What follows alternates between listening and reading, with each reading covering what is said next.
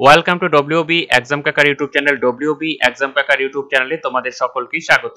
তো যারা যারা এই চ্যানেলে নতুন এসেছো তাদেরকে বলবো চ্যানেলটিকে সাবস্ক্রাইব করে পাশে থাকা বেল আইকনটিতে প্রেস করে দেওয়ার জন্য, বিভিন্ন রকম সরকারি এবং বেসরকারি চাকরির নিত্য নতুন আপডেট পাওয়ার জন্য। তো চলো বন্ধুরা, দেরি না করে শুরু করা যাক আজকের ভিডিও। তো পেপারে একটি কিন্তু খবর বেরিয়েছে, অনলাইনে আবেদন, ভোট মিটলে অঙ্গনওয়াড়িতে বিপুল পরিমাণে নিয়োগ করা হবে। ঠিক আছে, তো এই যে পেপার কাটিংটি, এটির সত্য মিথ্যা আজকে তোমাদের সাথে আলোচনা করব। তো ভিডিওটি স্কিপ না করে তোমরা শুরু থেকে শেষ পর্যন্ত দেখতে থাকো। দেখো, এটি মে মাসের যে 29 তারিখ কলকাতা যে একটি পেপারে বেরিয়েছে, কলকাতার খবর থেকে। দেখো না কি বলেছে, ভোট মিটলে রাজ্য অঙ্গনওয়াড়ির সুপারভাইজার পদে নিয়োগ করতে চলেছে রাজ্য সরকার। ঠিক আছে, আর সবকিছু ঠিকঠাক থাকলে জুনের দ্বিতীয় সপ্তাহ থেকেই নিয়োগ শুরু হবে।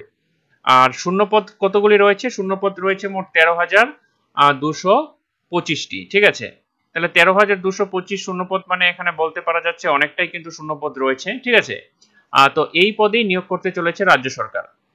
4ই জুন নির্বাচনের ফলাফল ঘোষণা করা হবে। তো আমরা সবাই জানি যে লোকসভা ভোট হচ্ছে, সেই লোকসভা ভোটের কিন্তু যে ফলাফল সেটা কিন্তু 4 তারিখ প্রকাশ করা হবে, এবং সেখানে কিন্তু 4 তারিখের পরে থেকে প্রায় 10 তারিখ পর্যন্ত কিন্তু এখানে বলেই দিয়েছে যে 10 তারিখ পর্যন্ত কিন্তু নির্বাচনী আদর্শ আচরণ বিধি কিন্তু কার্যকর থাকবে। এই সময় কিন্তু নতুন করে কোনো রিক্রুটমেন্টের যে ঘোষণা সেটা কিন্তু করা যাবে না।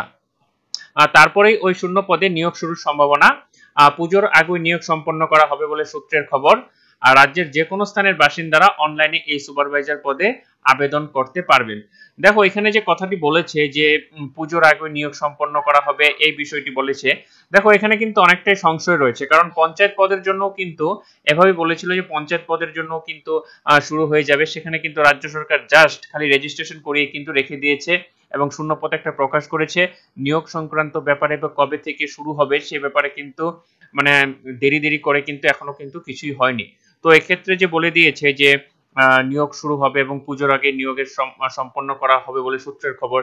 তো এখানে কিন্তু অনেকটাই এখানে একটা কোশ্চেন বা প্রশ্নবোধক চিহ্ন থেকে যাচ্ছে, কারণ যেখানে পঞ্চায়েতের আগে যেটা সিস্টেম মানে রিক্রুটমেন্টের কথা ছিল, সেটা এখনো না হওয়ার আগে আরেকটি রিক্রুটমেন্টের প্রসেস শুরু হবে, সেখানে কিন্তু বিষয়টা অনেকটা একটা দ্বন্দ্ব থেকে যাচ্ছে।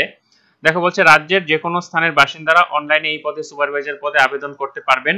বয়স হতে হবে কমপক্ষে 18 বছর, এবং বয়সের ঊর্ধ্বসীমা থাকবে 42 বছর, এবং শিক্ষাগত যোগ্যতা উচ্চ মাধ্যমিক স্নাতকরাও আবেদন করতে পারবেন।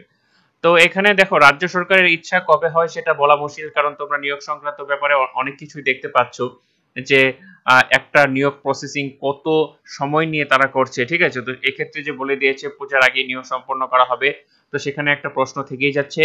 তবু আমি সবাইকে বলবো তোমরা ভালো করে পড়াশোনা করো, প্রিপারেশন নিতে থাকো, কারণ অভিজ্ঞতা সবসময় কাজে দেয়, এবং পড়াশোনা করে তোমরা এগিয়ে থাকলে পরবর্তীতে যখনই ফর্ম ফিল আপ হোক বা পরীক্ষা হোক, তোমাদের অনেকটাই হাতে সময় থাকবে, তোমরা প্রস্তুতিটা চূড়ান্ত পর্যায়ে নিয়ে যেতে পারবে। তো তাই বলবো ভালো করে পড়াশোনা করো।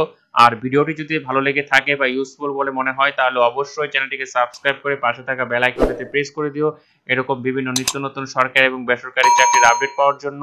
ততক্ষণের জন্য ভালো থাকো, সুস্থ থাকো। নতুন ভিডিওতে আবার দেখা হচ্ছে।